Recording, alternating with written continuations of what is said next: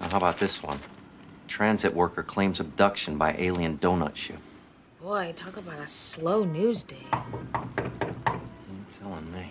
Yeah, open up. I need something closer to home. Something that matters. Then I got what you're looking for. Man buys car of his dreams. You didn't. Well, what do you think? Gee, you really went all out. Oh, yeah. Got the mag wheels, the racing package, the phone, the fax, the works. I wish you could see it, Marissa. Can I help you? Somehow, Chuck, I'm glad I can't. You sure you can afford this thing? It's gonna be a little tight, but my ship is about to come in. I am not worried.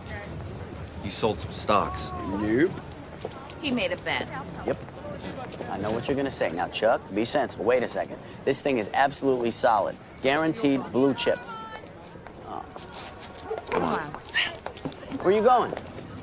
Breakfast. Don't you want to look under the hood? Maybe later. Well, I'll come with you. You touch it, you're dead. Okay, so what is it? What's what? This bet. Horses, shuffleboard, what?